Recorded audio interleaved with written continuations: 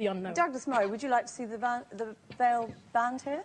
Well, I think, like a majority of British people, I think that it should be banned in public places, particularly places like courtrooms, where it's absolutely imperative that a jury are able to see the faces of people who are accused. As for an overall ban, I think, look, my own opinion is that niqab is highly undesirable. I think that we live in a society where people do show their faces, where huge amounts of our social interaction depend on people showing their faces. I think that it's very difficult to enforce a ban in public places like streets, but it should be certainly a desirable thing to discourage its wearing. To impose a ban, but in principle you'd like to see one, because you think in Britain it's unacceptable. In public buildings, in courts, in schools and places like this, absolutely, I think a ban would be very sensible. In streets and so on, I think it's difficult, but it should be societally discouraged. Avoid the minorities and the religious belief in the name of equality. But what if the majority feel uncomfortable, feel uneasy and say they don't want it? I think then the onus is on us as well, isn't it? I mean, to actually reach out. And I'm hoping that this is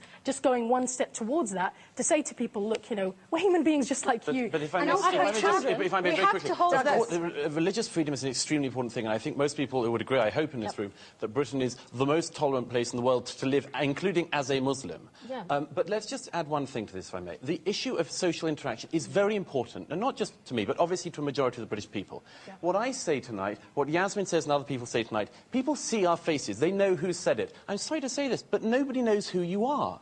They can hear your name, they can't see you. If I say something stupid on television tonight, people know it's me saying it. If you do, with all due respect, you can disappear and no one knows. No, we're not disappearing. What does this say? Come on. The meaning back on exactly that point, because we have spoken to women who say that they cover their faces because they don't want to incite passions among men. I mean, that is essentially Yasmin's point. Well, look, essentially, I think, you know, that's Yasmin's opinion. No, it's not my opinion. Yes, it is. It is your opinion.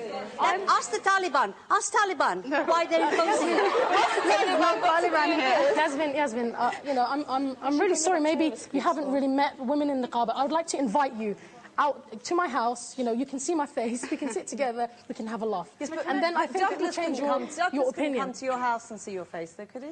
I can assure you I'm not going to be aroused. He could meet my husband. You're welcome. You would be welcome to, you know, come to my house. Kola Hassan, yeah, can I ask, I mean, all of my clients, majority are all we do phone counselling.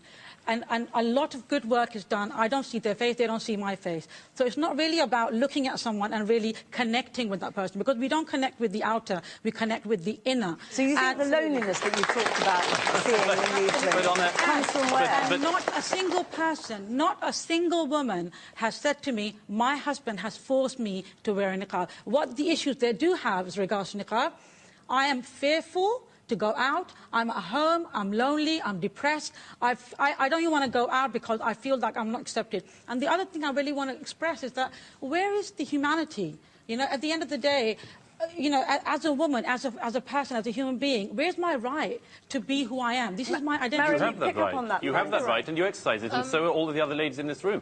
But the question is whether or not, and I would ask this of I think, everyone in the room who's covered, do you think that by covering your face from everyone else in society, you are exacerbating difference or making it less bad? Mariam, would any of you at least recognise that you are exacerbating a difference? Is this divisive? Well, first and foremost, I think we need to look at human rights, okay? In 1998, there was the Human Rights Convention, okay? Under Article 9, it specifically says we all have the freedom of expression, we have the freedom of belief, we have the freedom of so many things that, you know, like in this country, I thought great... Mariam, on Douglas Murray's point, sorry, on Douglas Murray's point, that this is... You know, do you understand that many people feel this is divisive? It is a curtain between you and the rest of society. Well, to be quite frank, I think people are free to feel how they want. It doesn't. I don't care how you feel. It's really no. Wait. Really and truly, it's about my human right. My human right, I am allowed to cover. You don't have to just agree. Very briefly on the point that many people in the survey said that they feel unease, they feel uncomfortable, they feel anxious. Well, to be quite frank, I feel like that towards emos, but that's all right. Can I just point out, there is something fundamentally ludicrous about somebody dressed as you are talking the language of modern human rights. Absolutely. Fundamentally ludicrous. That's in your mind. That's in your mind, Douglas. Kola Hassan. There is no one, or no doctor or a nurse who actually wears the niqab in NHS. Just very, even very myself, on that point, because... though, isn't that an acknowledgement that there is a difficulty for many people, that patients would find it uncomfortable? No, it's not actually like that, because I am not given a choice to wear it within NHS. When I know it as a fact that if I wear my face veil and go to a job interview, I will never be taken up for a job. How is it to ask, you all here, how is it that you say it's an absolutely fundamental, you have to wear it, it's a right, it's a necessity upon you, but yet you say you go through an airport and it doesn't matter if you lift it? Is it so negotiable? In France, many of the women who said we cannot go out if we don't wear it have taken it off. Can I just say, Shalina. you know, there is a place where we have the right to exercise our right. And if this was a school or a playground, you know, as far as I'm concerned, the bullies are winning here. There is a majority of people who have the power and resources to put out there an image about the niqab.